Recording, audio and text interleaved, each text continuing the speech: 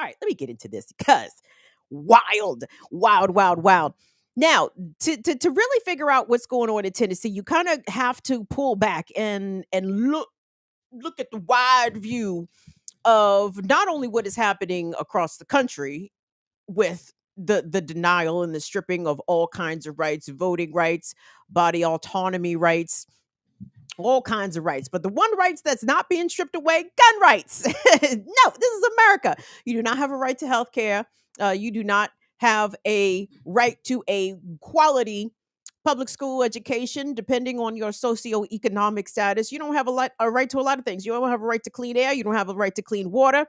You don't have a right to a lot of shit in America, but you absolutely have a right to own guns. And the Tennessee legislature this session has gone OD with a number of different items, including, I believe, restricting permitless or the ability to have a concealed carry permit in the state of Tennessee. Now, all of these things comes on the heels of yet another mass shooting, in particular a school shooting that happened in Nashville where 6 people were killed, including 3 children.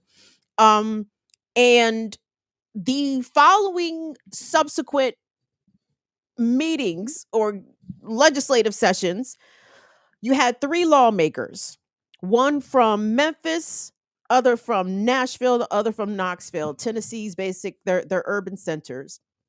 Pretty nice. Aside from all the clan nativism that originates in Tennessee, Tennessee is actually a nice state. It's nice. I guess you shouldn't drive through it as we saw with the unfortunate story that we told here a couple of weeks ago regarding the Georgia couple who had their 5 children taken away over possession of marijuana, 5 grams of marijuana, which is a misdemeanor. But yeah, so Tennessee is with the fascist shit. They're with the anti-trans shit. They're with all of it. And when these 3 lawmakers disrupted and broke decorum and broke protocol, were they censored? No. Were they sanctioned? I mean, there's processes that legislative bodies use in order to punish members who do shit, break the rules or whatever. Nope. When it's black people involved, there's no step process. There's no gradualness to this. It is the most punitive thing, the most punitive punishment that can be conceptualized. That is what black people are bound to receive. And this expulsion of these black lawmakers is absolutely proof positive of that. So, Will, cue up that first clip for me. So I want us to hear the first clip we're going to see. I think the New York Times spliced it together. It is, I think, the day of the vote, the expulsion vote, the 2 Justins and Gloria. We're gonna big up Gloria here in a second. And it was funny, and I love Gloria. Anyway, we're gonna come back to Gloria in a minute, but hold on. Let's check out these clips of the 2 black lawmakers. I call them the 2 Justins because y'all know my memory ain't shit. I appreciate them both having the same first name. that makes it a little easier. But Justin Jones and the other Justin spoke forcefully, beautifully, eloquently, and Gloria spoke too. And I want us to check out what they had to say. Let's take a look. We said we want a ban on assault weapons. They said we're going to assault democracy. Yeah. Shameful. Shameful. And it's so critical. When these kinds of things are happening in this state, we are marching into fascism with a supermajority that has proven that absolute power corrupts absolutely. And those people don't realize that what happened today is that they cemented their legacy on the wrong side of history. That when their grandchildren read about them, they will be ashamed to say that Speaker Cameron Sexton was their relative. They'll be ashamed. Sometimes to get from the periphery in the back of the house, you got to go to the well of democracy and demand that democracy be true for everybody, not just for rich white men in suits, not just for rich white people who got these positions of power perpetuating the status quo, not just those who are being supported by the NRA and gun lobbyists and the Tennessee Firearms Association, not just them, they aren't the ones that just get a voice. It's the folks in our districts get a voice too. Started in this country were the people who believed in democracy the most, but who did not get the benefits of democracy at all. Still fought, still marched, still spoke up, still showed up, and never gave up. You are seeking to expel District 86's representation from this House in a country that was built on a protest. In a country that was built on a protest. You who celebrate July 4th, 1776, pop fireworks and eat hot dogs. You say to protest is wrong because you spoke out of turn, because you spoke up for people who are marginalized. You spoke up for children who won't ever be able to speak again. You spoke up for parents who don't want to live in fear. You spoke up for Larry Thorne, who was murdered by gun violence. You spoke up for people that we don't want to care about. In a country built on people who speak out of turn, who spoke out of turn, who fought out of turn to build a nation.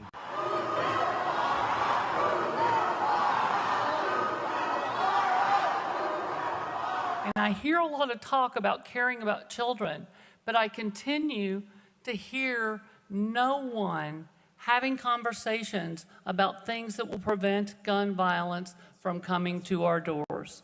There are so many things we could do that would change the trajectory of where we're headed. More school shootings, more church shootings, more Waffle House shootings, all of these, theater shootings. It's happening everywhere, folks. There's one common denominator. It's the guns. What Tennessee is doing is a power grab of ousting 3 lawmakers, your colleagues, simply because you have the numbers to do it. That a week after a mass shooting plagued our community, the most direct action this legislative body takes, or should I say my colleagues on the other side of the aisle are taking, is to expel us for speaking about the issues of weapons of war on our streets. We called for you all to ban assault weapons, and you respond with an assault on democracy.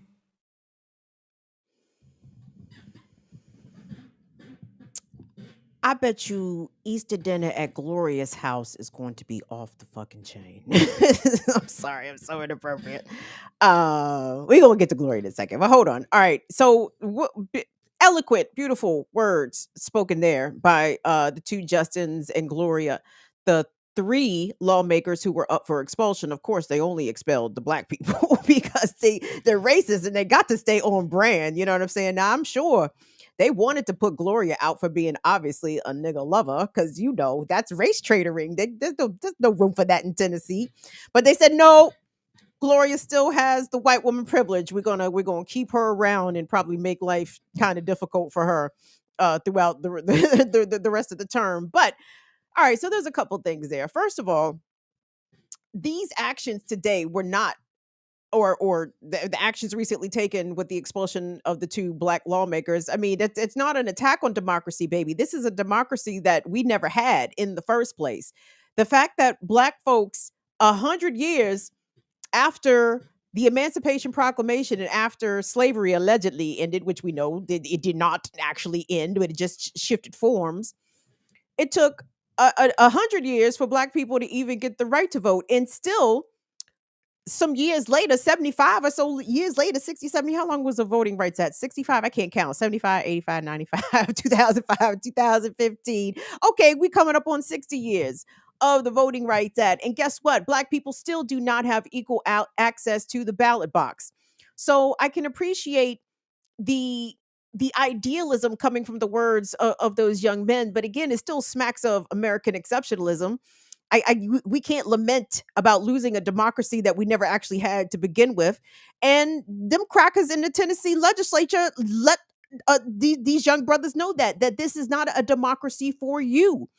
And the Gerrymandering that a lot of states, as particularly Republican controlled states, have done to affect this sort of supermajority that exists in the Republican legislature, is part and parcel of the lack of democracy that we don't have. Because if it were a free and fair system, then it wouldn't be able to be manipulated in such a way, and you wouldn't have districts ran in such a way that you have these segregated islands. So you have places that live next to each other. Democratic strongholds live next to Republican strongholds, and that's intentional. They draw the districts that way to keep that power disproportionate in a lot of these state legislatures. And Tennessee is absolutely one of those states that is very, very guilty of that. But let me also put some blame here on Democrats, and not these three that were up for expulsion, but the National Democratic Party. Joe Biden came out today and called what happened in Tennessee, he called it undemocratic. That motherfucker has the audacity to call something undemocratic this just mere weeks after he usurped the will of the DC City Council and the DC voters by siding with House Republicans against DC's reformation of their criminal code that is over 100 years old. You can't believe anything these motherfuckers say.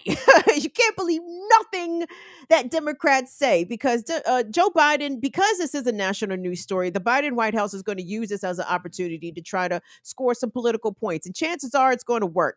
They're sending Kamala Harris' useless ass down there to Nashville to stand in solidarity with the expelled legislators. And it's like, what the fuck is Kamala going to do? What is Kamala going to do? If this was her state, she probably would have sent the police down there to lock them up. Let us be clear. But there has been no consistent organizing by the Democrats in these Republican controlled states. I've had this conversation a lot with both Molly and Zaina Day, both of whom are from Kentucky, right?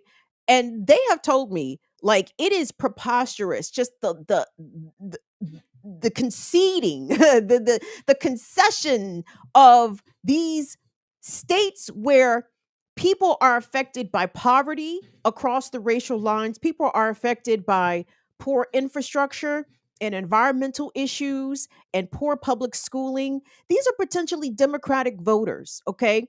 And some of these folks who live in Tennessee, who live in Kentucky, who live in North Carolina, who live in Missouri, they're not as conservative as you think they are. And especially if you're just willing to color in the whole state as red with these, blue islands in different places. I'm sorry, you just willing to just let Republicans have the South. Huh?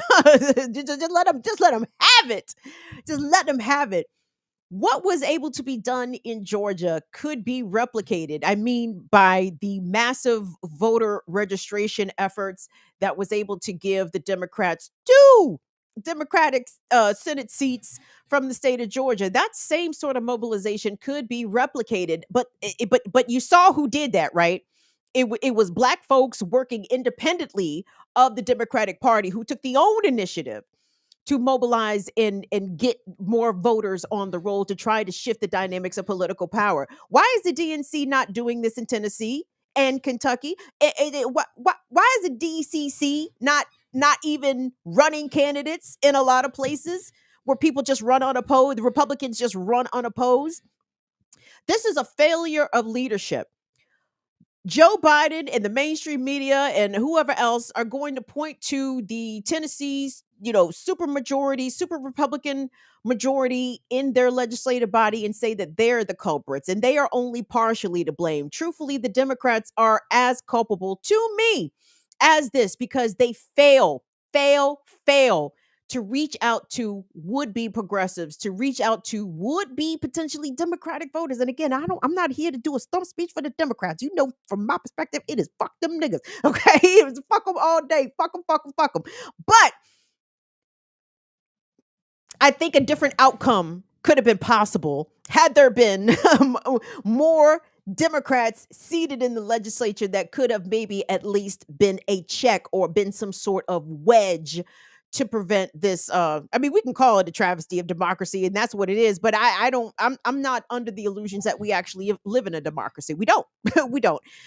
But anyway, and you know who is realizing quicker than I, and this is why I have so much respect for them. You know who is realizing that we do not live in a democracy? The kids, Gen Z. Let me tell you something. Gen Z is fed fuck up, and if I was if I was curmudgeony white male lawmakers, I'd be scared of Gen Z, and they are scared of Gen Z. It turns out, but anyway, I want us to take a look at a couple of clips. Infinite, you sent me one of these clips. I appreciate it. And then I found another one. Hold on. The first clip I believe was recorded by Victor Shi, and the second clip was recorded by what's the kid's name? I have it. Hold on, let me pull up my doc. Is it David Hogg? One of the Parkland survivors who does the anti-gun stuff. I know he has an organization. I can't call it right now, but y'all know who I'm talking about. So anyway, the kids came to the Tennessee State Capitol and said, "Nah, Joe." They said, "Nah, Joe." They said, "This is not about the run." And they said that shit outside, and they went inside and also said that shit. Let's take a look. Fuck you, fascists! Fuck you, fascists! Fuck you, fascists! Fuck you, fascists! Fuck you, fascists!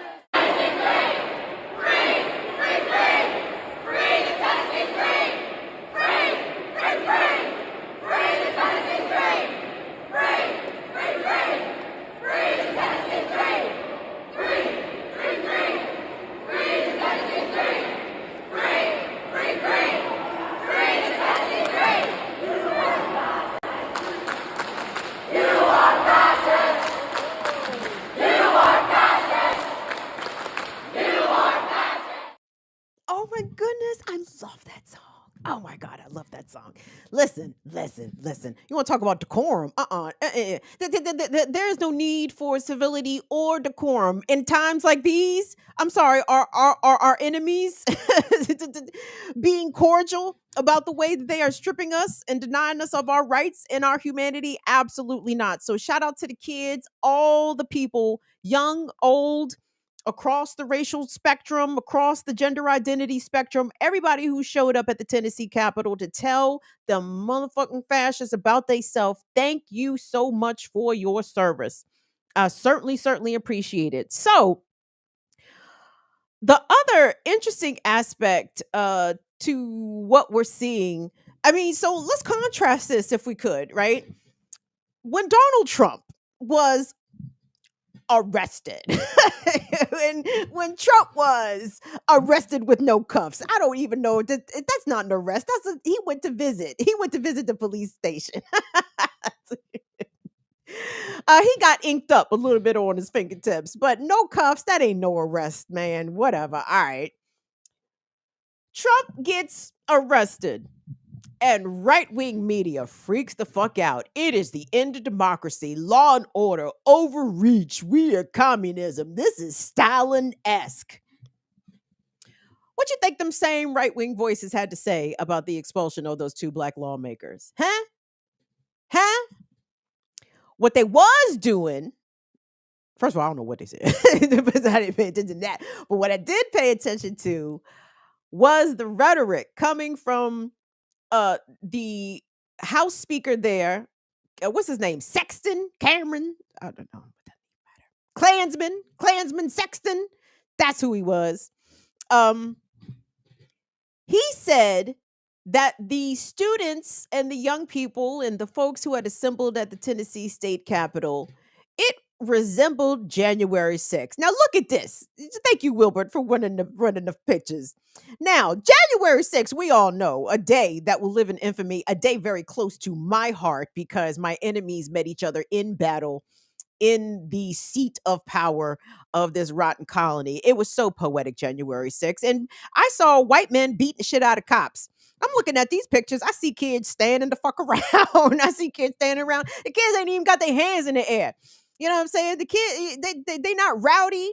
They not doing the John Cena, you can't see me, like no gestures. I mean, they are making their voices heard, absolutely, and cursing the fascists and calling them exactly what they are.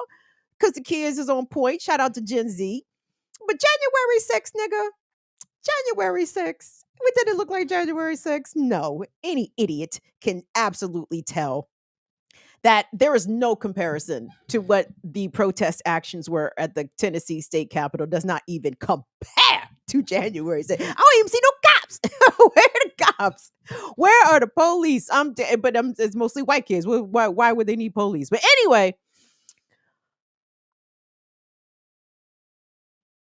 the way in which media, national, and maybe not mainstream outlets, maybe I'm talking about right wing outlets, but I guess Fox, anyway.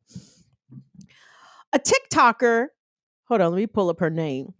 A TikToker who lives in Tennessee, in East Tennessee, got a call, and she's going to tell the story. Got a call from one of her grandparents, concerned at the pictures that the local news was showing, purported to be from the Tennessee state capitol, purported to be from the day of those protests where hundreds gathered at the capitol and said, fuck you, fascists, right? And I want you guys to just peep, and I appreciate this young TikToker for catching this.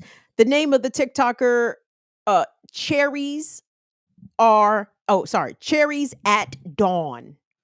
The account is Cherries at Dawn. And Cherries at Dawn very astutely pointed out a little bit of, as Kalechi would say, higgy haga, a little bit of higgy haga with the way the local TV outlet, the local news outlet there in East Tennessee was covering these protests. Let's take a look at that. Trump insurrectionists. Before the session started, talking to a few about why are they showing that? That is not legislation. She said the three wanted to welcome and honor those protesters on the House floor, but said their voices were shut down. We'll follow that one out of Nashville. A man who was once... To clarify that last post, WCYB is a local news station where I live, and at 12 o'clock my grandma called to me from another room and said, they're getting violent in Nashville, they're getting violent at the protest. And I just shared about these protests and have been following up on the three representatives who could be taken out of office, and I was like, that's... what? Super confusing. So I sat down and waited for the segment to come up, and while they did talk about what was going on, all of the footage was from the January 6th insurrection. She was confused, I was confused, so I called WCYB, and the first representative that I spoke with panicked and then said it was a video clip mix-up, and without me even being able to respond, hung up on me. So I called again, and the next representative was much easier to work with, and they did broadcast a new segment covering everything going on, and I'll share that in the next clip. We want to correct that and show you the story this time with the video, including a final video of Tennessee's Capitol in association with the story we're telling you. Tennessee Republican leadership removing three Democratic lawmakers from their committees and subcommittees on Monday and are now filing bills to expel them from their seats. A spokesperson from the State House confirming Gloria Johnson, Justin Jones, and Justin Pearson all removed from their committees and subcommittees. Three separate House resolutions now to expel them from the House have been filed, which, if passed, would leave their seats vacated. The resolutions were filed in part by Bud Halsey of Kingsport, along with some other representatives from other parts of the state. This comes after State Representative Gloria Johnson of Knoxville saying she spent some time with protesters inside the rotunda of the Capitol before the session started, talking to a few about why they were there, saying that they wanted to come and welcome the protesters on the floor, but saying their voices were shut down. Oh, it was an accident. Oh, yes, because January 6th, I guess that's just stock footage now. Like, you know what I'm saying? Like any time there's a gathering at any state capitol, I guess we could just run January 6th, 2021 footage as just B-roll.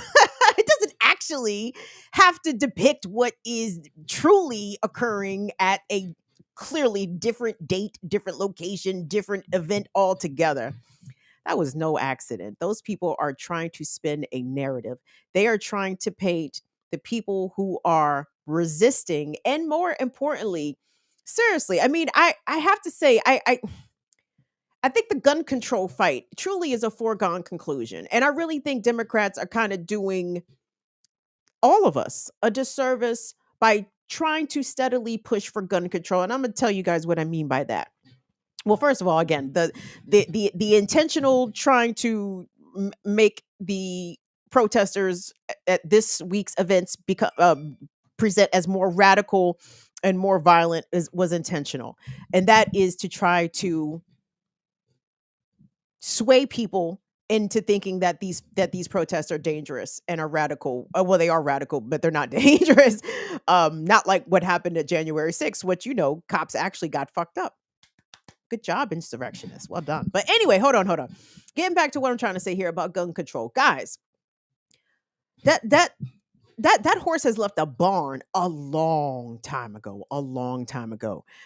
Jackie makes reference to this statistic often.